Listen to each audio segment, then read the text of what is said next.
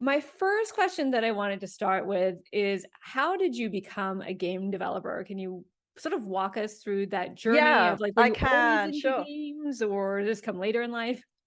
Well, I was definitely into games as a kid. Yeah, I'm old enough, I'm afraid, that I was one of these people who got like a huge home computer when they were sort of 10, 11 years old and played very basic games on them. So yeah, and we could hack into them and program them, and we had the manuals, but there was no internet or anything like that. So I did enjoy games as a child, and I did do a certain amount of coding and stuff like that.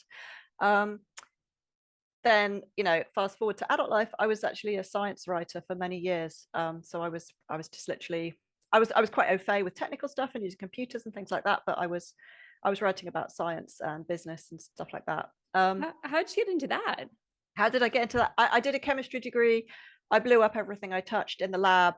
That my professors were kind of worried about unleashing me into the wider world, I think. But luckily, towards the end of my degree, I had the opportunity to give a presentation about an area of science I was interested in, and they were like, "Ah, this is what she can do. She can present, she can write, she can interview people, she can do that kind of stuff. Great. We'll send her off and try and get her to write about science instead of causing a hazard in the laboratory." So that's how I got into that. Yeah, So and how that did it translate from writing science to programming and writing for games? yeah, I mean, I have to say it is a little bit of a classic, oh, my husband helped me out story. So maybe not the most empowering for many people. But what was happening basically was, I was working as a science writer, sometimes working full time for various people, sometimes as a freelancer. Alongside of that, since 2004, my husband Jake Burkett was basically started up his own games company, Grey Alien Games, and I was just sort of a silent partner in the business. So we would chat about businessy kind of stuff, and he would keep me up to date with what he was doing. But I was focused on my science writing career. Um, as a result of that, I got to know various people in the games industry, and I had done little bits and pieces for people, like kind of testing other people's games for them and things like that. And had been to various offices and met people in the industry, but I hadn't gotten involved myself. But then around 2016, 2017, I was having a chat with Jake about games in general. And I literally just came up with an idea for a game. And people in game studios are very used to people who know nothing about games coming up to them and saying, "I've got a great idea for a game." And they just sort of think, "Oh, here we go. Right. Um, and often it's not a sensible idea. But fortunately, in my case, when I suggested this game, which was a historical game, to Jake, he said, "You know what? That could work."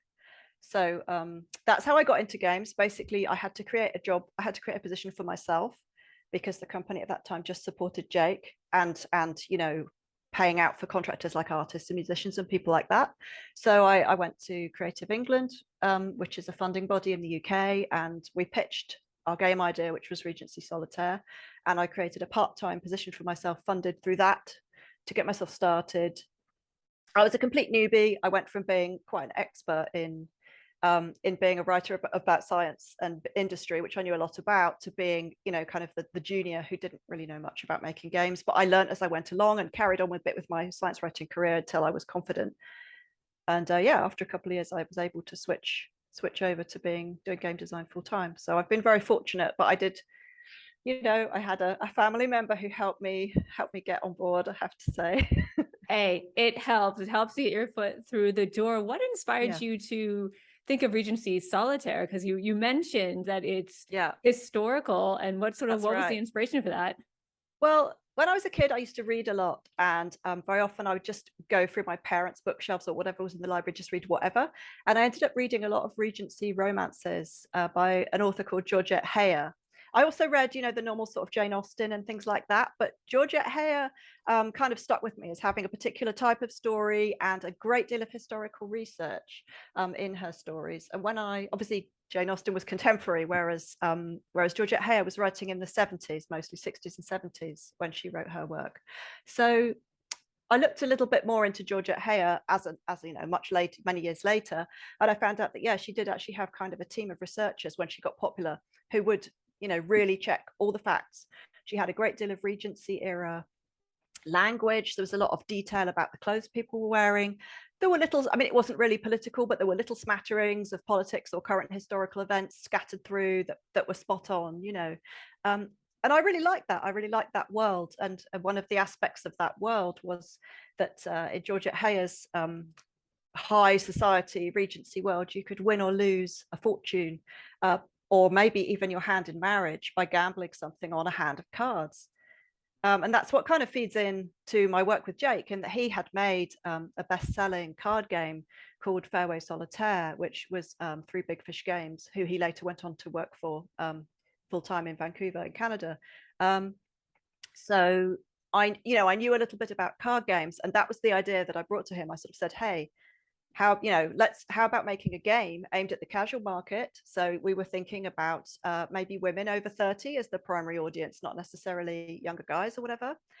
The idea of this sort of romantic Regency storyline, the idea that you would be playing cards in the game, because contemporary of that time, there was this idea that gambling was really popular and playing card games was also just a really popular pastime.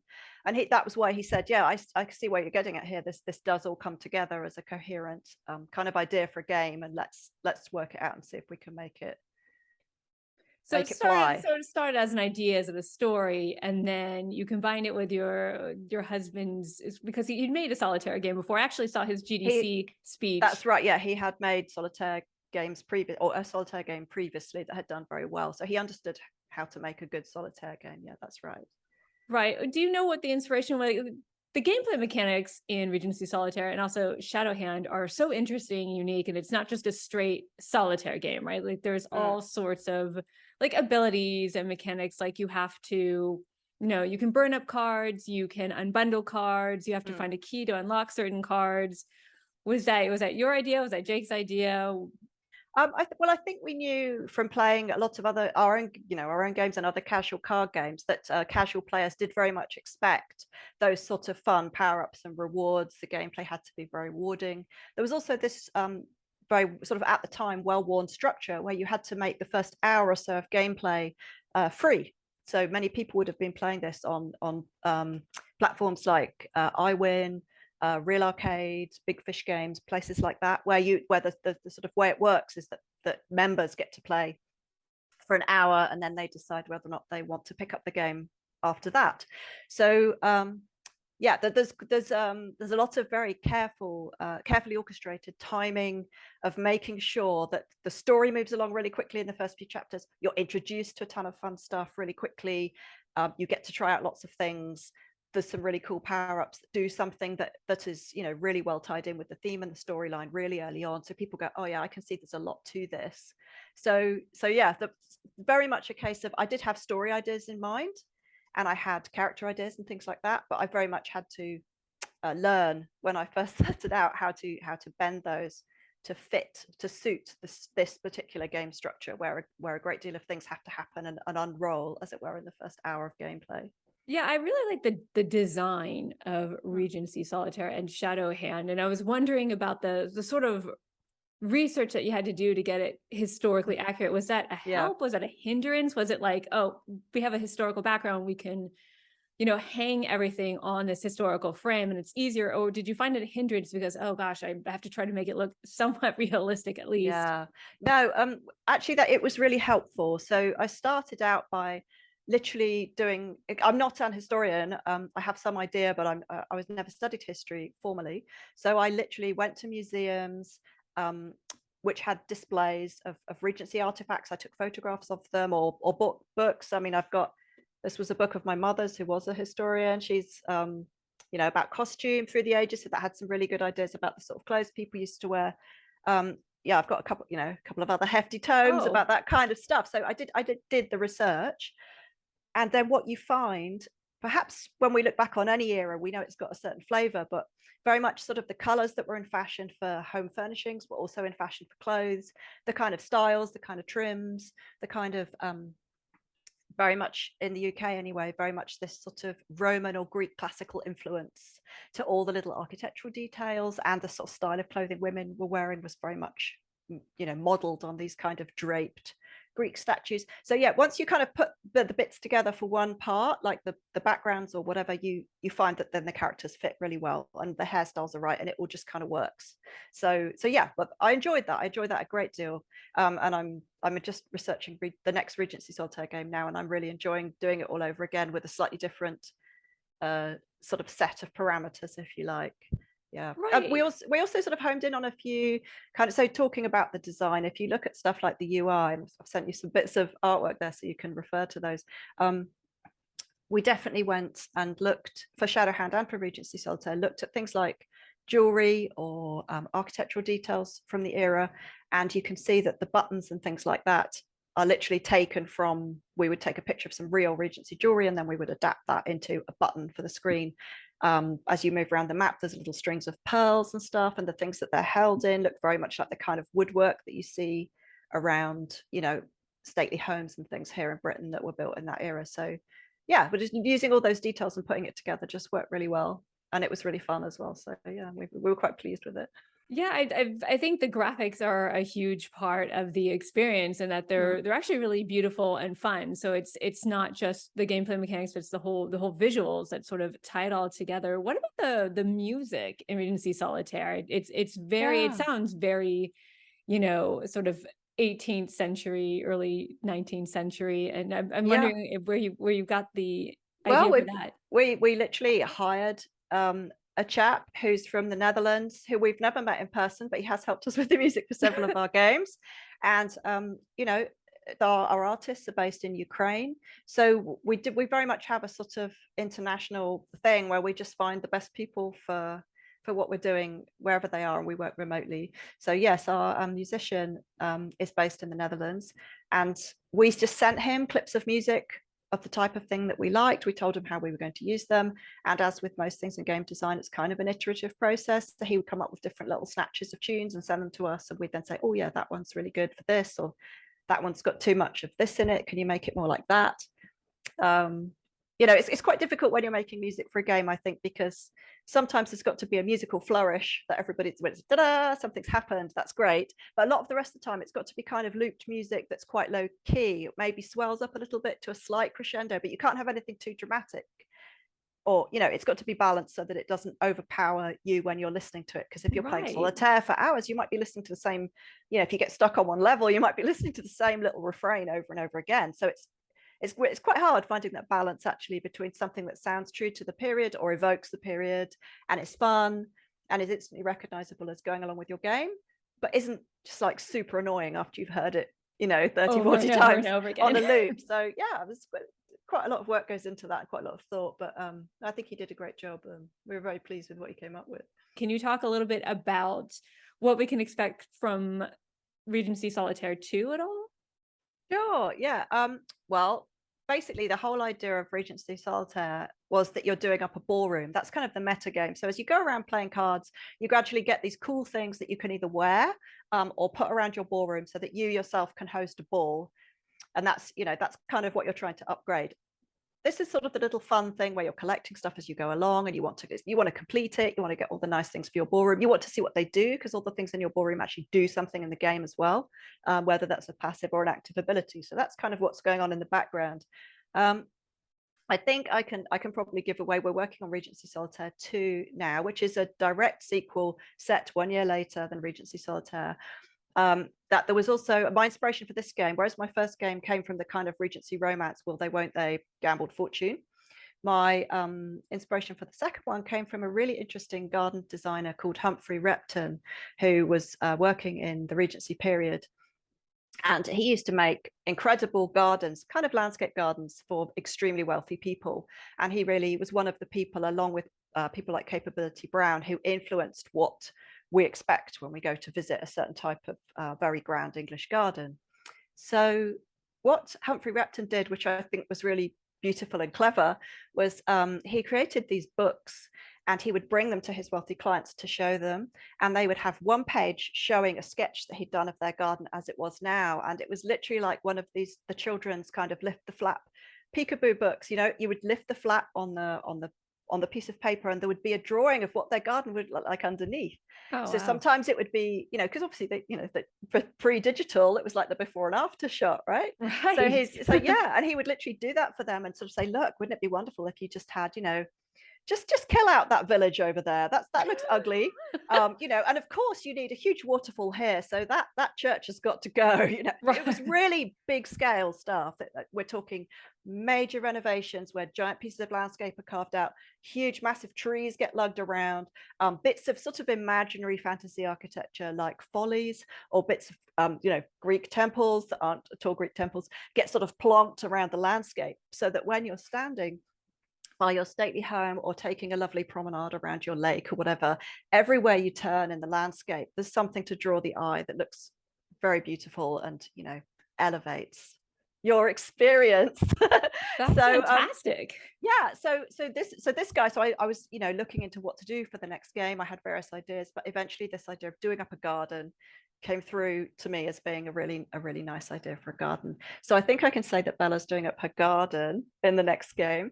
There is a romance, and it's going to be, there's a lot of secrets and scandal, and maybe some breaks and maybe some scandal sheets and gossip and things like that going on that need to be sorted out. And yeah, so that's Very Regency England. yeah, exactly. And I think it was a bit like that. There's a magazine that's still, I think, in print today called the Tatler, which just literally is about printing gossip about wealthy and well-known people, and that's Oh my gosh. Is it challenging to make a sequel in terms of thinking up different gameplay mechanics and just a sort of different angle to bring people back in? Yeah, I mean, I guess just to sort of step back a bit from the Regency Solitaire, another part that we have is Shadow Hand, which was kind of a bit of a side quest where we have this lovely character in Regency Solitaire who was kind of a godmother. And we thought, what was her youth like? And I sort of thought back, okay, so what's like 40, 50 years back from Regency, what was going on then? And that was really the era of England being quite lawless, and roads not being well regulated, and highwaymen, and quite a lot of piracy and smuggling and all this kind of stuff was going on in that era. So in order to make a slightly different kind of mechanic, which we wanted to do, we wanted to try something a bit more sort of puzzle quest like, where you play, rather than doing the letters, you play cards to drive the gameplay, but then characters come on and battle each other as a result of what cards you've picked. This was our kind of idea. So we went back and chose this character who was an older lady in Regency Solitaire to show her misspent youth back in the sort of 1770s. And yeah, that fitted really well. So we kind of chose the historical era and the type of characters to suit the type of mechanics we wanted to have. So she very much in her game has got outfits and disguises. She's got, there's a lot of weapons and things like that, but they're weapons that, again, I went to museums or went looking online and found examples of some really interesting and strange weapons and things that were around. I saw that, and they're very yeah, detailed some of them are in quite Shadowhand. bizarre how they work, and we wouldn't, unless you're a weapons aficionado, you wouldn't have thought of some of these things. Yeah, and again, the style of dress, costume was vastly different. Then everybody was still wearing the big wigs and the giant puffed out skirts and stuff. So that was fun as well to explore that era of history. So yeah, I think going back, we're now going back to Bella and her story and going forward, and we're doing something a little bit simpler without the battling. We're going back to this idea of playing cards, to gather things for your garden, but there will be some new, some of it has got to be familiar because we want to keep existing fans happy, but we're also introducing a few new mechanics and new things as well to keep the gameplay fresh and make sure, there's something a bit different. Obviously new locations, new story, some new characters, some old favorites. Yeah. That's really interesting. How many hours do you think did you do of research, for these games? I would imagine quite a bit. I can probably, I kind of log all my hours, so I can probably look that up after and send it to you. Hundreds, couple of 100 hours maybe per game, I would guess. Right. Yeah. I mean, there's a little bit of a fine line between, I think when I've made my first game, there was a tendency to want every single historical detail absolutely accurate and to get quite hung up on that. I think as I've gone along and made more games, I've learned, obviously when it's important to have it exactly right, and when to let, maybe artists or our imagination and what gameplay things we want to happen, to slightly stretch, reality in order to make it fun. Because at the end of the day, the game has to be fun for players. They have to enjoy it. We don't want to sort of force them into some very strict historical straitjacket to stop them, enjoying the game. But yeah, by and large, I have found that keeping things as historically accurate as possible has actually helped, because history is so weird and wonderful that there's loads of, like I said, these strange weapons that do odd things that we, wouldn't have put those mechanics into the game if we hadn't known about that. And as you go into the history, all sorts of strange, weird and wonderful mechanics or bits of folk history or stories or whatever suggest themselves. Like female pirates in the South China Seas was something I didn't know anything about, and then I read a bit about that and thought, okay, so maybe it's okay to include, kind of a Chinese pirate. So I did, that sort of thing. So it's not necessarily just casting about. It's like you just start sifting through history and you find all these lovely little things. You think, yeah, that would work. That person could come into my game, or that object could come into my game. What is your favorite kind of weird, wacky weapon in Shadowhand? Gosh, well, they're all a bit strange. I mean, we've got quite a lot of agricultural tools. Right? I mean, like there's these people, there are these people roaming around in Glastonbury, which is not that far from where we live actually, and there would have been a lot of sort of willow and stuff growing there then. It was quite swampy for like making baskets and things like that. So there's people going around with bill hooks, kind of like big hooked scythe-likey things for cutting the wood. So yeah, they can get used as weapons, but also funny things like a firebomb blunderbuss, which is a very specific sort of gun that they used in the Navy. And I think when you fired it actually sort of fired a flaming projectile. Funny things like that. And sort of boarding hooks, which was something that looked a bit like a tomahawk. Again, it was kind of a Navy weapon, and you used it to hook onto the ship you were trying to climb onto and literally kind of scrabble your way up onto the ship. Like, it's piracy basically. And then when you got there, you'd probably hit someone around the head with it as well. So yeah, there's lots of strange things that I've learned about myself through researching the game.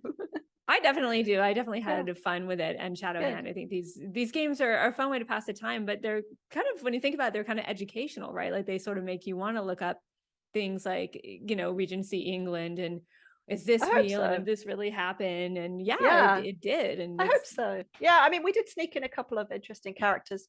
So like in Shadowhand, there's the Chevalier d'Eon, who was a real historical character who kept he was a sort of political intrigue spy kind of person.